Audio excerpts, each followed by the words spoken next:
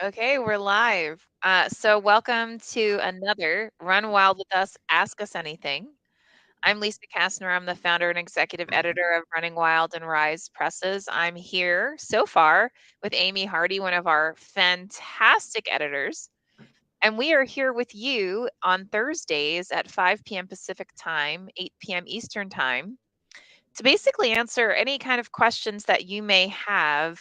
It can be about publishing, it can be media, it can be the editing process, whatever you want. It could be the craft of writing. And all you have to do is to ask your question, pop it in the comments section, and we then actually receive that comment. And at that point, we will I'll repeat it, and then that way we'll all have a chance to ask the question. And now Peter's joined us, and Peter, I'm guessing we're not supposed to see. It looks like the tip end of a piece of paper. Yeah, I'm having camera issues, so bear with me, please. No worries. It's actually an interesting view. It's just notes. All good, man. All good. We all have those all over our houses, I'm quite sure. Yep. Yeah. And Caroline says, great to see you. Great to see you too. Thank you so much. You join like almost every week, which is absolutely amazing. So I just wanted to make sure to say thank you so much. And Don McIntyre says, hey guys, hey Don, congrats on the amazing review. So Dawn is actually one of our authors as well, and her book, The Paper Pirate, comes out this. Well, no, it already came out. Anyway, and she got this just phenomenal review. So every little bit, man, every little bit of feedback that we can get, that we can then pass on and let people know how fabulous you are, the better. CJ Grant says, good evening, everyone. Good evening, CJ. Hoping everything is phenomenal in your space.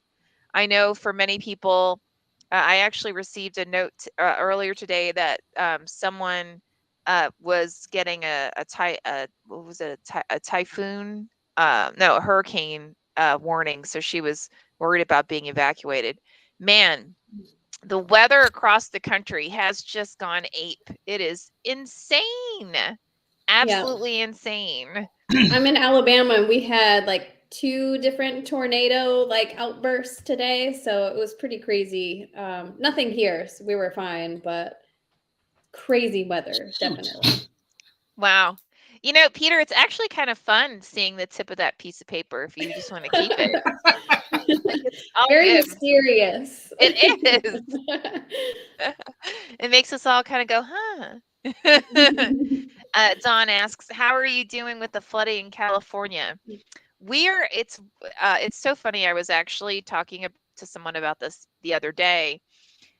The way it typically goes in this around here is we'll get all these warnings and then nothing will happen. And then all of a sudden, within like a 12-hour period, the weather will just blow up.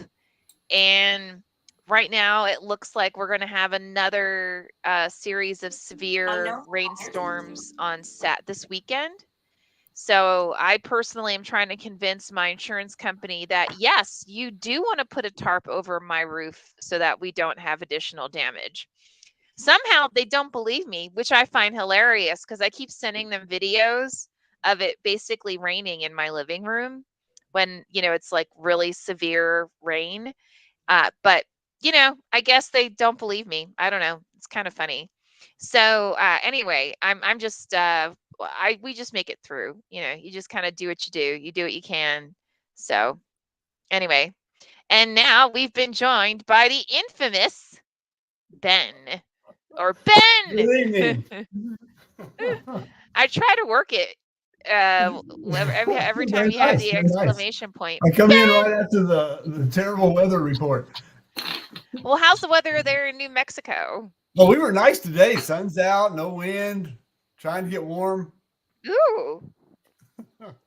And how's it going in Florida, young man, now that we can see you?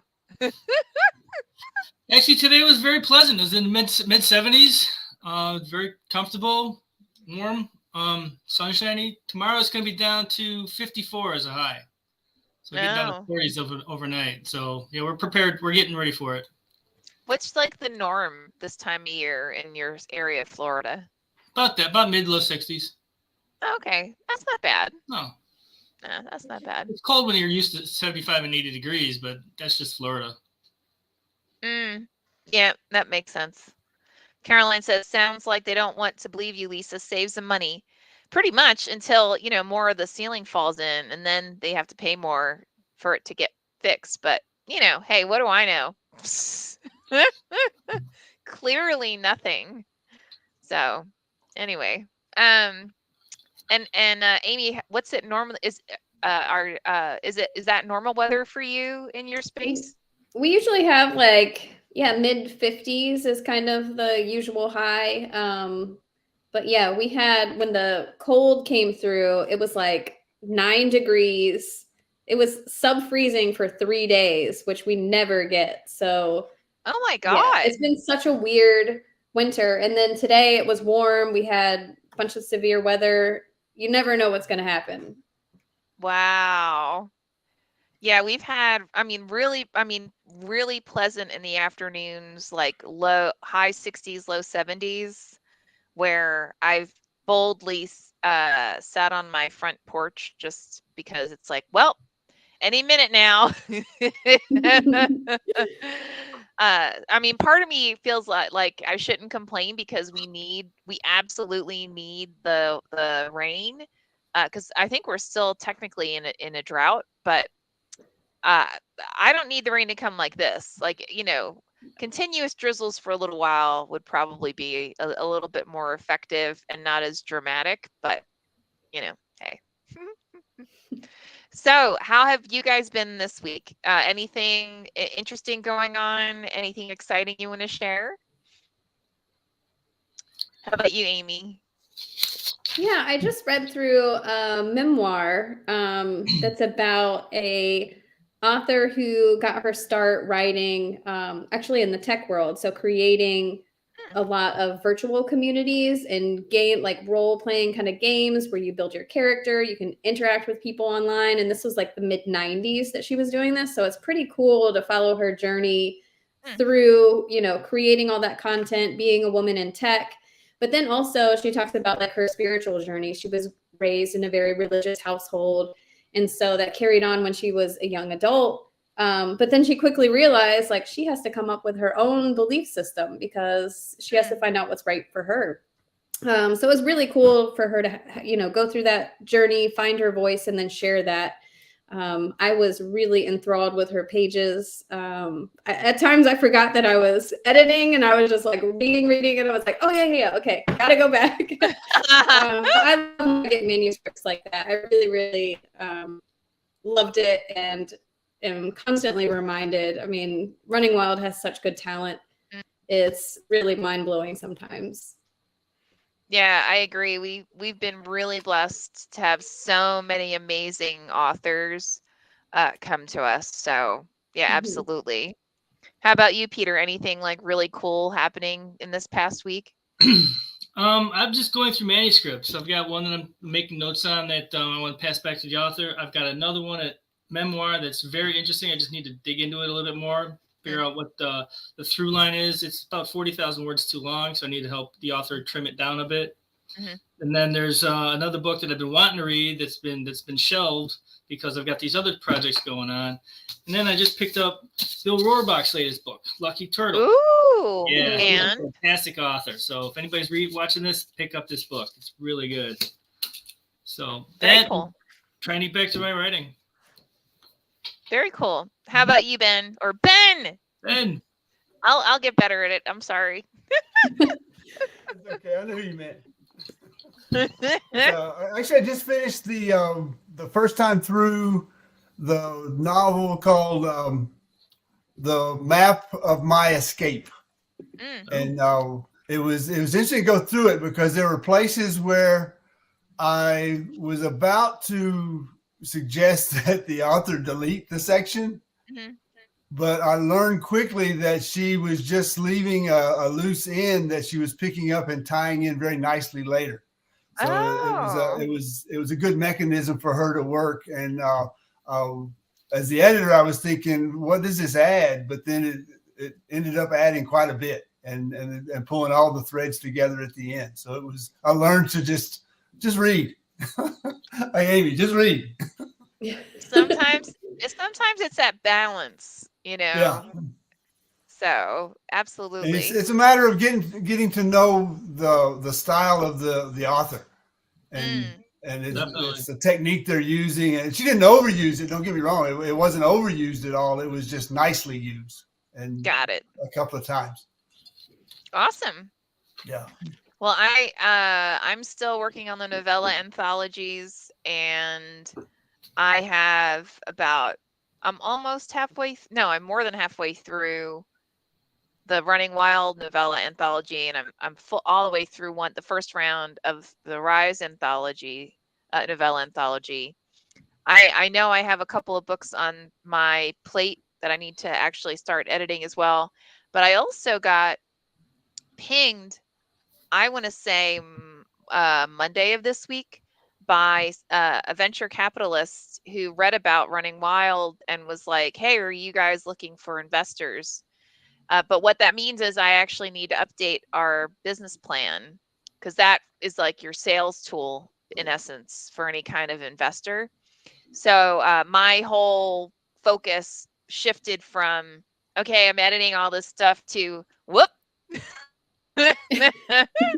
I not only update all this, but like I have to redo all the, like, sales projections and all the forecasts and stuff, because our team has just done such phenomenal work over the last year, from anywhere from in the editing space to marketing and sales, and really just, and publicity, and just spreading the word about all of these everyone, right, all of our phenomenal people, that I need to really kind of level up the business plan so that it better reflects not only what we have done, but what we have planned to do in the coming year. So it's not quite, let's just update a couple numbers, right? It involves a little bit of like research and finagling to figure out, like, okay, what actually makes sense here, um and it was weird too, because it's like he reached out to me on Monday, and then now all of a sudden I'm getting pinged by a couple of different venture capital companies. So I don't know what put us on their radar, but it's kind of interesting, I guess. So um and then my other big thing, and I'm mentioning this, by the way, as a recommendation, please don't do this.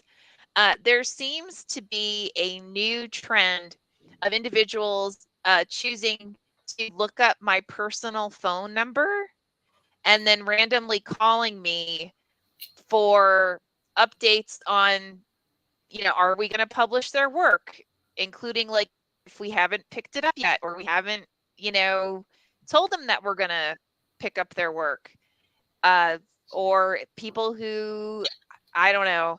And that's really, just in case you weren't sure, that's really unprofessional. That's kind of like, because I'm also pretty sure I don't think my number's listed. Um, that, like, you wouldn't, if you were going to a company or you wanted to be hired by someone, would you look up their personal phone number, and so that you could call them and talk to them? My guess is probably not. You also don't want to do that and then try and pick a fight with them. We had a couple of people do that. They not only reached out to me and got a bit aggressive, but they also reached out to our agency, the Seymour agency, and became borderline violent. So my ask is, please think before you do things like this. Like, just take a minute, take a breath, and really think through what you want it, why you're going to do what you're about to do, and is this going to accomplish whatever the goal is that you have personally set, and then make a decision, right? But please don't just and then it's just not a smart move. Yeah. I don't know. Maybe I'll get it. I need to get a new phone soon. Maybe I'll get a new phone number too. I've had the same number for like 20 years now or something like that. Maybe more than that. Maybe it's just time to get rid of it. So anyway. So with that amazing downer, what kind of questions do you guys have? Again, if you have any questions for any of us, go ahead, toss those questions into the comments section. And if you are watching this and it is not Thursday at 5 p.m. Pacific time, 8 p.m. Eastern time, it's not a big deal. Just go ahead, toss your questions into the comments section, and we will respond to them in the subsequent week. Cool? Cool. So I don't know, you guys, Peter, Ben, Amy, is there anything that you guys want to talk about, or anything, any questions that you have for one another or me or whatever? I have kind of a fun one. Does anyone have New Year's resolutions or anything like that that they're planning on, or like goals you want to reach this year? It is the start of the new year, so I'm just curious what you guys are planning on this year. Oh, that's a good one. What do you think? Let's start with Ben. Are you actually pulling out a list? Well, I'm going to show you the list. I thought he was ducking out, like, don't ask me. No. see this journal? I do not believe you. I think you're full of crap. And that is, each one of those is a separate poem. Oh, okay. Well, And I've got 30 of these laying in the floor beside me, waiting to be typed up. So that's my plan. Nice. All right. Yeah. My wife steps on it every time she opens the shades in here. There's 30 different books, 30 different books filled with different poems. Yeah. To be typed up. Wow. Yeah, because I handwrite them first. And so that's each separate one. Well done. Very nice. Cool. Yeah, since I've got 3.5 collections in the last month. Wow. That's what I do when I'm not editing. I don't know. I mean, this will sound weird, but we just had a strategic planning meeting with some of the leadership team for Running Wild and RIZE last week, and we just kind of fleshed out all of our plans, and we had a lot of lessons from the last year, based on, because we changed distributors, and we've been using a lot of different new resources lately, and kind of figuring out like what makes sense moving forward to get different things done, and where do we want to focus and stuff like that. So for me, I mean, that's really like 90% of my goals. And then I also, which I haven't been very public about this lately. I don't know. Normally I'm just like blah. I got laid off from my day job on the last week on Wednesday or something like that, and my company did a restructuring and a whole team just got basically eliminated. Oh. So I've just been like balancing getting everything done for us, right? And then trying to find or going after new jobs. So I have to say I am incredibly blessed to have so many amazing advocates out there. So a ton of people have really just kind of come forward as soon as they found out and said, nope, we will not allow this to happen. We are absolutely finding you a new role as quick as possible, because I'm the breadwinner in my family. So so that would be my other major goal. So yeah. Because you haven't been with them maybe a year, right? Well, I had been with them from 2012 to 2016, So I had been there for about 4 years, and then I went to another company, and then in the beginning of the pandemic, they did a bunch of layoffs, and actually they're still doing layoffs. I won't name the company, but they're scheduled to have layoffs through the end of February, believe it or not. And so yeah, I mean, it's the industries that I'm in, or that I'm affiliated with, because my day job is in tech consulting, and if you look at how the stock market's been, tech stocks typically got hit by like 30 to 40% reduction in value over 2022, which is crazy. Like, that's an insane number. And my client, the company I had worked for previously as well, was in media and entertainment, and I won't even talk about how low their stock went, but it's been atrocious, and that typically is a reflection of how the company itself has been doing. So I guess it's one of those, like, it's not really surprising. Maybe I should just go into academia. I live right near two major schools. I live near USC and Mount St. Mary's College, so I should probably just hit him up. I don't know. How about you, Peter? You got any kind of cool goals going on? Yeah, I've got a bunch of goals that pretty much just holding myself to task.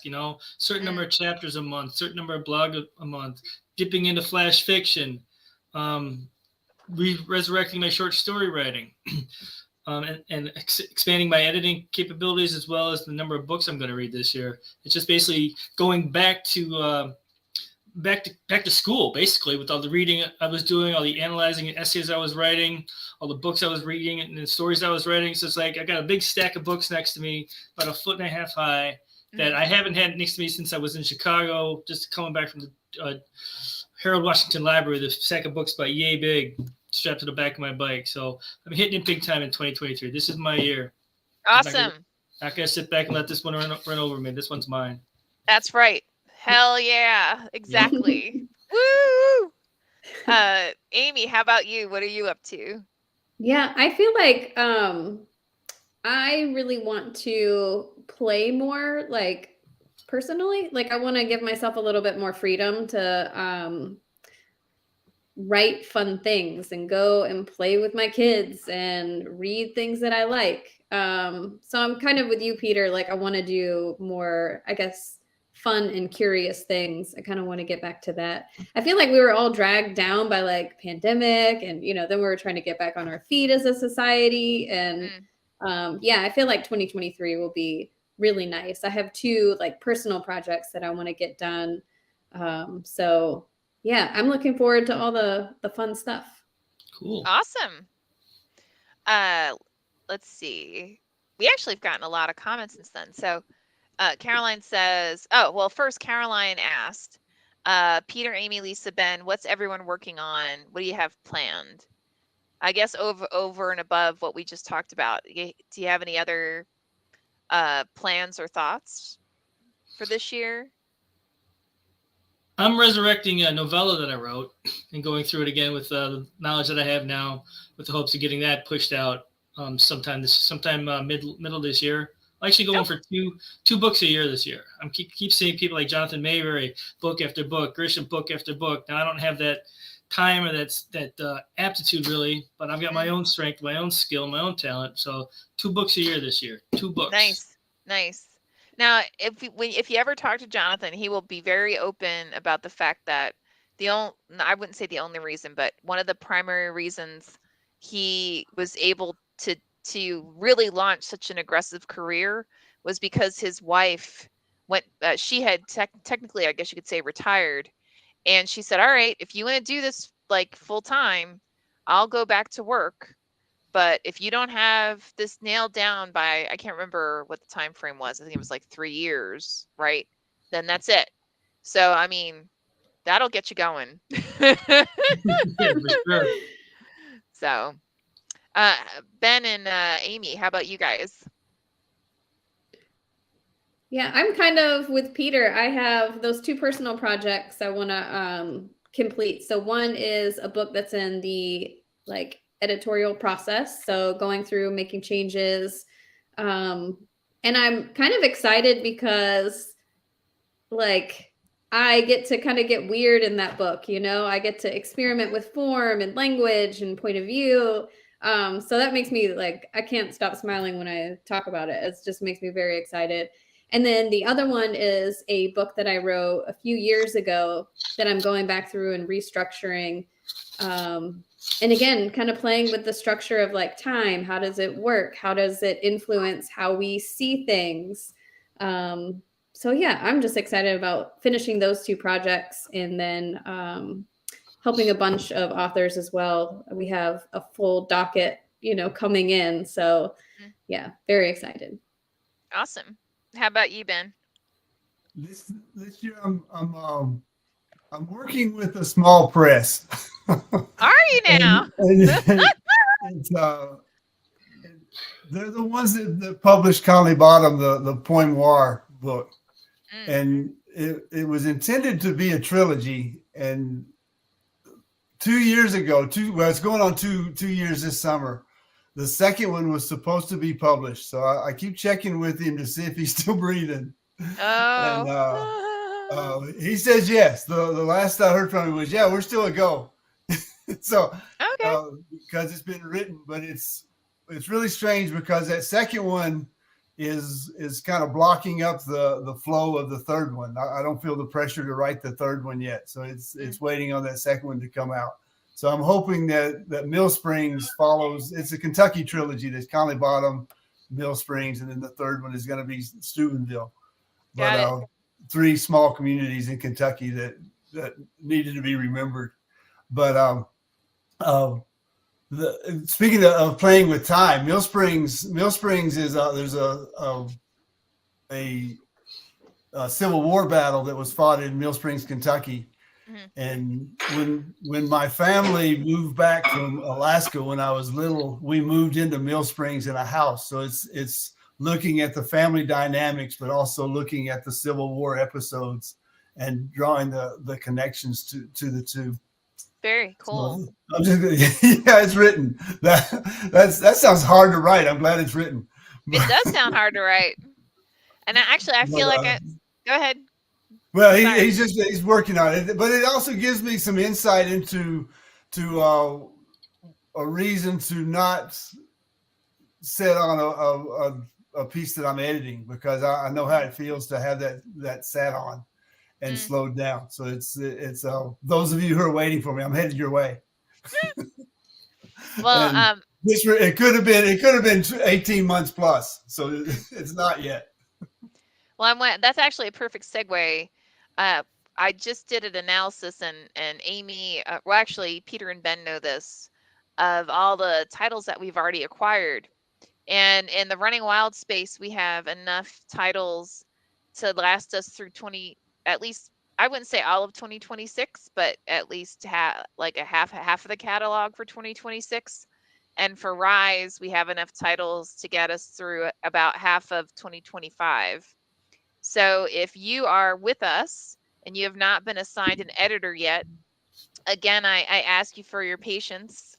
And I'm actually going to be putting out a call soon for more editors, because all of us are doing this, as well as our full-time jobs, as well as working on our own writing.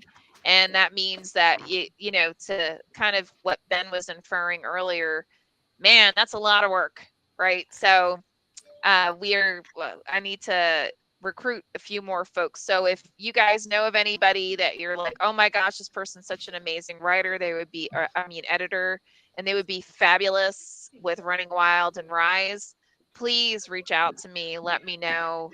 I would love to hear about them. You may want to forewarn them that they're going to be given a test. Everybody's given a test. It's just how we work. And now the way these guys are giggling, they know it's not an awful test, right? It's not, because they all did it. But it is it's still a test. So anyway, and then once you've passed that test, then typically how we work is we then if based on your writing style and your editing style, actually more so your editing style, we look at what titles might be a good fit for your editorial style, and then send them out to you, because if we think that you may be interested in working with that author. So, and then you always have the opportunity to say no, and you always have the opportunity to say, you know what, I'd like to see this kind of thing instead. All good. Oh, and I also have come to realize I finished the follow-up to Cure, and my beta readers have come back and said how much they love it and gave some suggestions on the ending. So, Ben, I'm going to be working on that when I'm done with the business plan. Hopefully it won't take me too long. I'm hoping it'll only take a couple days so that I don't get too far behind on the novella anthology and the other full-length works that I'm editing as well. So, yeah, always got something going on. CJ says, when I try to go to the Running Wild website, I now get a warning that the connection's not secure and that the security certificate has expired. I don't know if the problem's on my end or not. CJ, it's not on your end, it's on our end. I keep trying to figure out how to fix it. Whenever I go into our SiteGround and WordPress accounts, it doesn't show that there's anything wrong, but yet whenever anyone goes to the site, well, not any time, like once you say, you know what, I don't acknowledge this, then you won't get that message anymore. But I haven't figured out how to fix it, but we're working on it. So our apologies. CJ says, I was laid off after 28 years at a company. Oh my gosh, that's awful. That's like family. It is hard, and you will find a way, I promise. Thank you so much, CJ. Really, really greatly appreciate it. Caroline says, you would make a great teacher, Lisa. Go for it.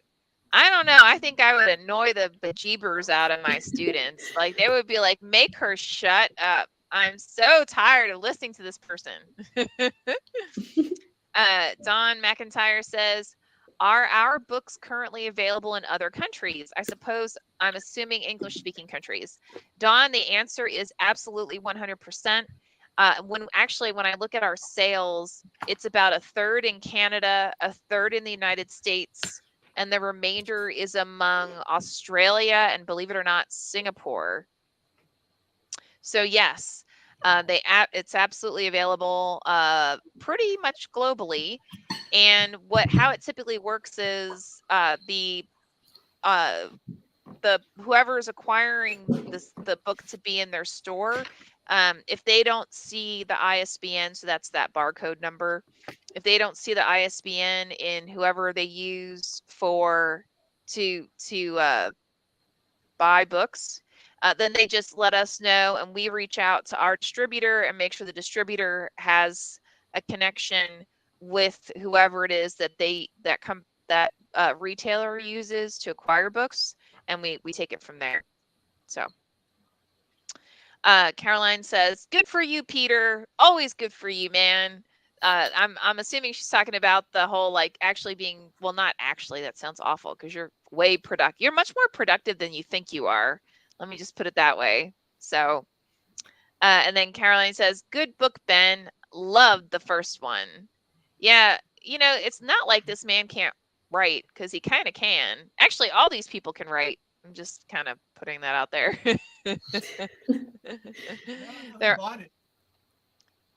You haven't bought it? You haven't bought your own work?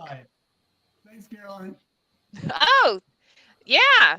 Yeah, and you guys should all go out and buy anything that has these people's names in it. So, and not like pushing our own stuff, but I am definitely pick up Ben's work with us, because which I had the blessing to edit, which it didn't require a whole lot of editing. It was more like me asking random questions here and there, and him going, oh yeah, okay. So, yep. Wow, we're already at 5. Well, at where I am in Los Angeles, 5:34 Pacific time. So we're more than halfway through. My goodness, time just flies. So if you are watching us, again, this is Run Wild with us. Ask us anything. You are here with the editors for Running Wild and RIZE presses, or at least a subset of us. And we are here with you on Thursday evenings at 5 p.m. Pacific time, 8 p.m. Eastern time. And we answer whatever questions you may have. Feel free to go ahead and toss your questions into the comments section of whatever format, wherever you're watching us, or forum where you're watching us.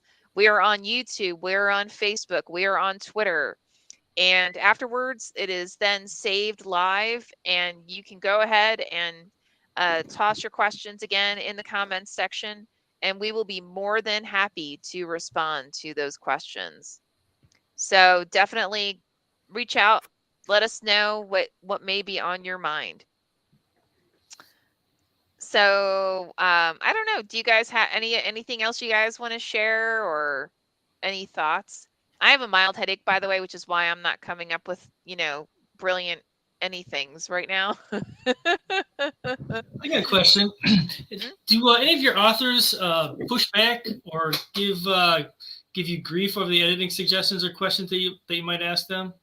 Oh yeah, yep. I was going to say never sarcastically. Oh yeah, Only once. You One? lie. That's all I permit. They get one chance. Now here's the question: how do you handle it? Right, like when someone comes back and pushes back, how do you handle that situation? I just continue on my way, keep doing what I'm doing. I had one author say it was bristling back at me about something I had edited for him, and then come the third draft of his book, he goes, "Yeah, I read a book that told me that everything that you're saying is right. So now I'm going to listen to you from now on." Like, I told you I knew what I was doing in the beginning there. But you read a book, so now it's okay. So it's like, trust us. We know what we're doing. We've done this before. Yeah, some of us have won a couple awards here, and the books that we've edited have won awards and gotten starred reviews. So you may want to do exactly what Peter's mentioning. I don't know. How about you, Amy? How do you handle it? Yeah, I really try to ground it in what do we want to get accomplished with this book, with this scene, with this character. So if I notice something and I put in a comment, usually it's just a suggestion of like, hey, this is what is coming off in this scene, but it doesn't quite connect to what you've already done. So I try to make it as clear as possible that I'm not coming from like a critique kind of point of view. It's more of just like, hey, I kind of noticed this as a reader. It's not very consistent. Can you help me understand why? Is it purposeful? Will it pay off later? Will it deepen the character if it's like this? Or is it going to stay and kind of confuse the reader and throw them off? So I try to make it like that. And usually when you come from this, like, hey, we're both trying to get this across. We're both trying to get this in the best way possible, so that readers fall in love with it. People are pretty open. I mean, it doesn't mean they're going to take all of my words, to heart, but it at least lets them know, hey, there's a problem here. And I try to give them a little bit of freedom of, okay, what are your ideas on how to fix this? How would you like to proceed? So I do try to build in some choice because that's their baby. I understand it, How about you, Ben? That was Amy touched on it there. It's I usually make the suggestion, and if they don't like the suggestion, I will stress it from the reader's point of view and say, you just made your readers mad at you, and they just put your book down, and that's not what you want. and then they start to see it from that point of view instead of their own author's point of view, and there's been times when it just didn't add anything to the story, but they love the scene and they love the characters. So the suggestion at that point is give them their own book, give them their own story, and let them have, they're good characters. I agree, but it just doesn't fit in this novel. And sometimes with the short stories, authors have a tendency to to get to the end and they don't know it's the end. And I see it as them trying to over explain the ending. And then I go back to the reader point of view and say, give your reader some credit. They'll get it. They'll get it. If you end it right here, they'll get it. And you want that to happen. So, the less is more approach. And that seems to work. Once you shift the perception or the perspective over to the reader, what the reader's doing with your work, and you want them not to put it down. Wow, everything you guys said is like 100%. I'm the queen of it depends, right? So if the revisions are thematic, and what I mean by that is, it needs the work needs a structural change. If it's clear that it needs, and actually Peter and I were talking about this recently about a book that we acquired, and it really needs, the author needs to go through a cleanup edit before working with an editor. I will actually, if I have basically assigned myself as the editor, I'll start the editing process. And then what I realize, like, okay, they have a lot of passive sentences. They have a lot of, maybe there's mix-ups in terms of points of view, right? So in other words, work's been positioned as from one character's point of view, and then all of a sudden the character knows stuff there's no way this character should be able to know, things like that. If I notice this recurringly, I'll ask the author, hey, why don't we sit down and talk through this? Because to Amy's point, this is their baby, right? And they have just spent however long, assuming years, most people it's years when it's your first book, working on it. And it's very, very hard to hear that this is these major changes need to occur. So, but, because a lot of times what will happen is, especially if someone's gone through an MFA program, this might have been their thesis. So they're just like, well, I'm done, right? Boom. This should be published tomorrow. So, but there's a big difference between this being good enough for you to finish your MFA and it being something where, and so you're demonstrating that you understand craft and that you know how to tell a story, and something that is necessarily, potentially publishable. I mean, just putting it out there, and I'm sure I'm going to get hate mail, and that's all good, but please don't look up my phone number. I'm going to stop answering my phone. I'm just saying. And then, but if it's something where it's not as thematic, then typically what will happen is I will highlight something and say, this needs to happen, and this is why. Or if it's clear that I understand what they're trying to accomplish with it, but to Ben's point, all it's going to do is the way they're trying to do it just will tick off the reader, and they'll say, screw you, and put it down, right? Then I'm going to point that out, right? I'm going to tell them, hey, if you do this, all you're going to do is piss them off, and they're going to put it down, and they will not pick it back up, right? And every author, especially when they're first starting out, has the same problem. We all have a challenge with emotional separation from our work. Boom. Period. End of story. Every single one of us. And it's supposed to be that way, right? Because you wrote this when you were learning craft, and you wrote this when you were learning how to write a story.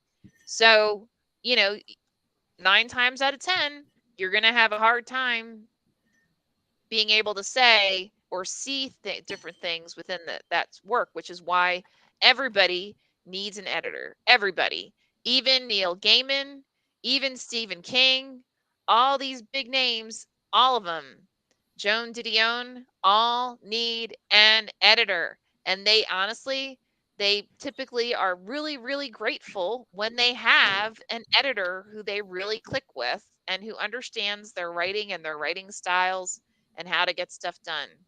So, and we have had a couple times, and I know Ben and Peter know this, Amy, I don't know if you know this.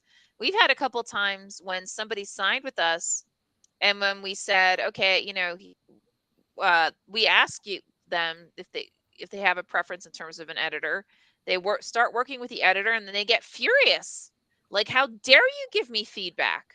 This should be published tomorrow. And it's like, okay, we had this conversation from the very beginning, and we're not giving you suggestions because we're trying to ruin anything. We're giving you suggestions to make it better, so that this can be a New York Times bestseller, so this can win a National Book Award, right? So you will get starred reviews. That's why we're doing it.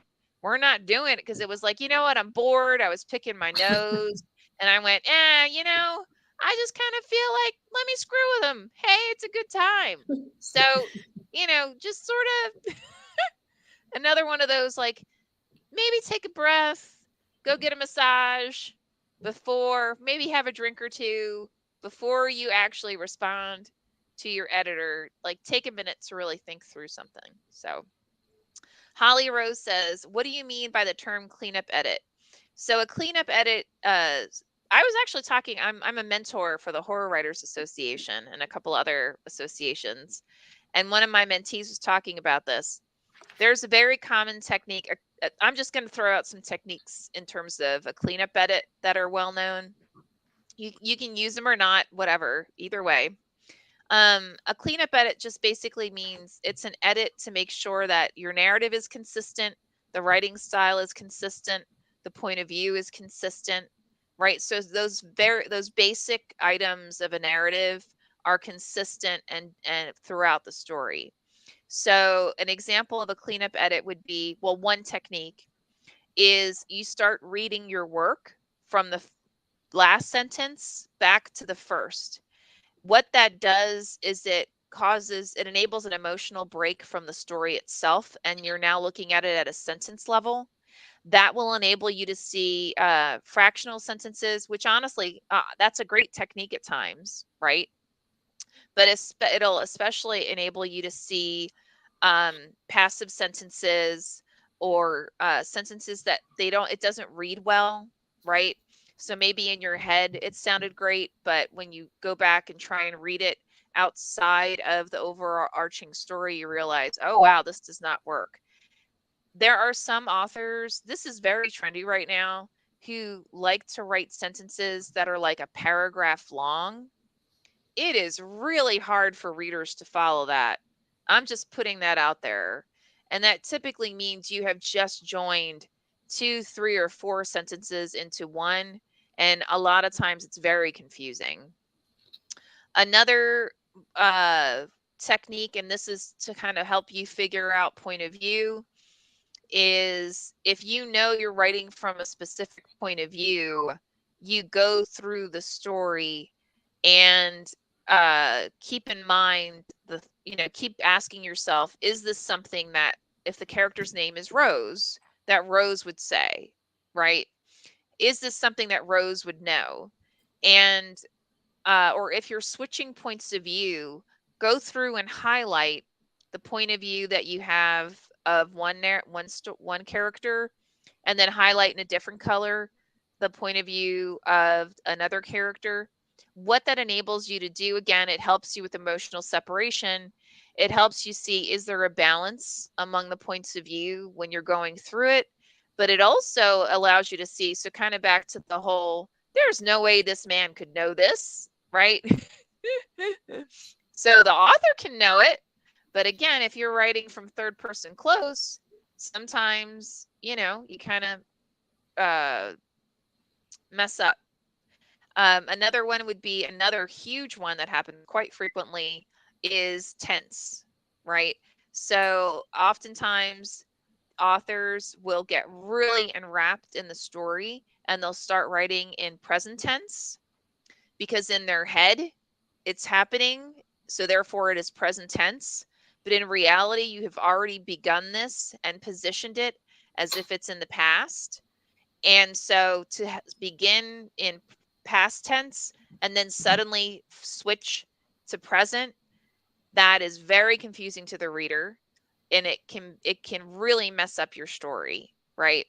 And for that one, a lot of times, again, you can do a similar highlighting exercise, and identifying, anything that you've written in past tense versus present tense, highlight in different markers.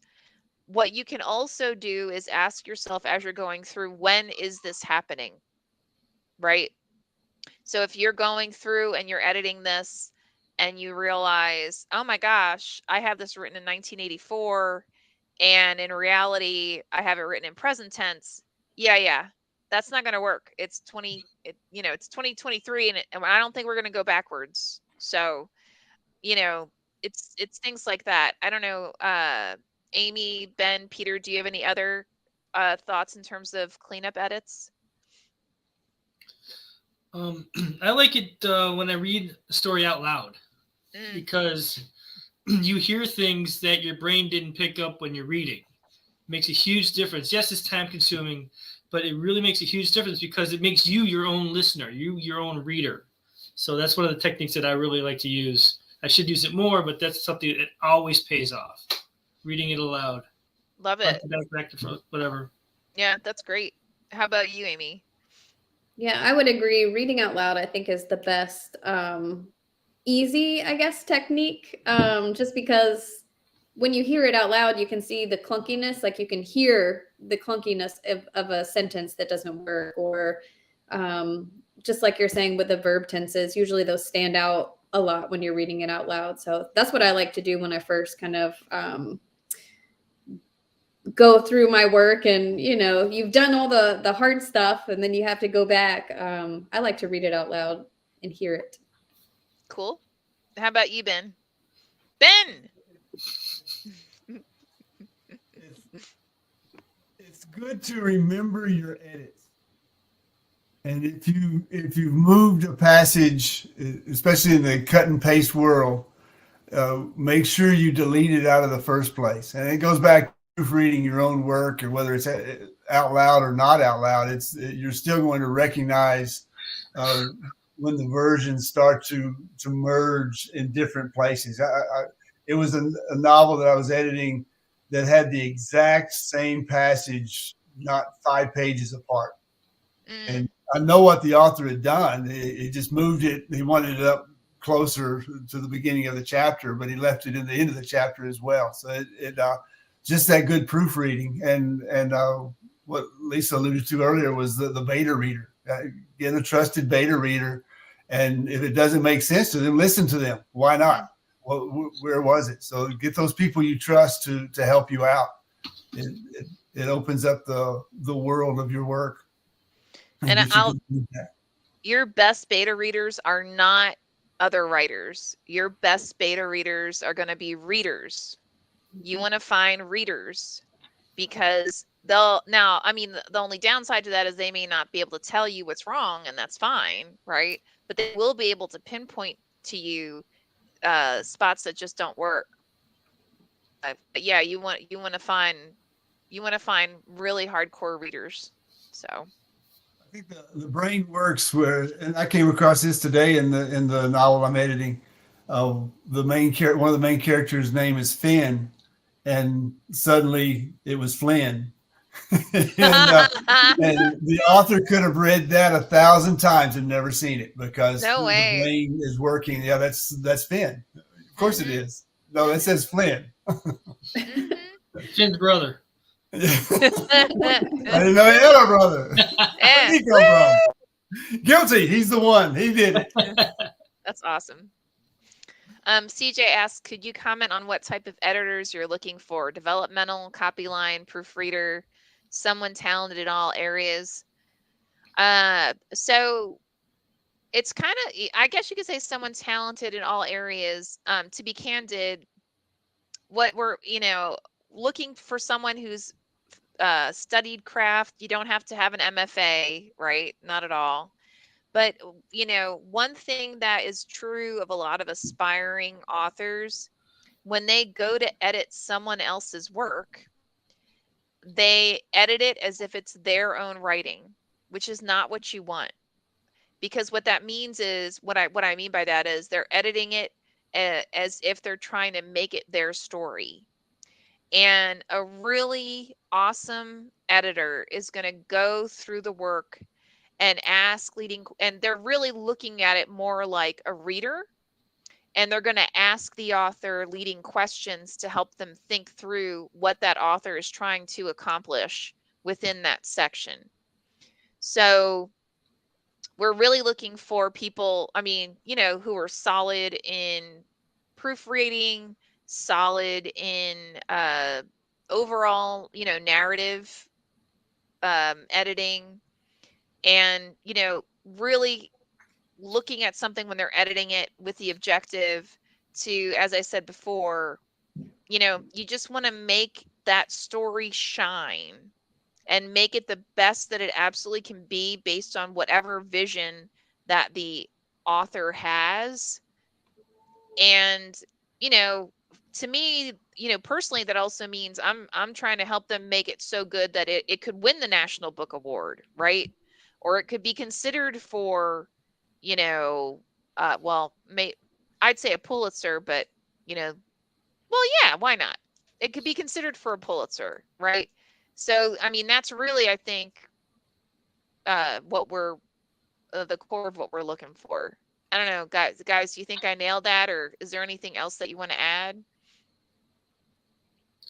You got to There's the where you jumped off with one skill set that I think all of our editors have is the ability to connect with the author and that relationship, because that relationship is going to pull through anything they see. Because all those things, the developmental editor, the line copy editor, the proofreaders, that's going to happen because we're reading it from the reader's point of view, whether we're doing it on purpose or not in the back of our heads. But the relationship that we can form and make those suggestions. And even if Peter sends somebody to read the book and then have them come back and say, "Oh, you were right," that's just building the relationship. So yeah, I'm not here just to do this. I'm here for your book, and putting the book in the middle of that relationship is key, I think. What were you saying, Peter? I'll just say just the quality of just trusting your gut, trusting how you feel about words and how they make how you react to them. It's like you can have the craft, you can have the skill, but there's just an unnameable quality that helps you just identify it with a story and see into it, see what the author's trying to do at the same time while you're looking at it from all those different perspectives, like you were saying, Lisa. But there's just this one talent, this one capability that's just, you can't describe it, but you know it's there when it's there, if that makes any sense at all. Well, and I think to both of your points, one skill that I know I look for whenever we are looking at potential editors, it's all about the relationship, right?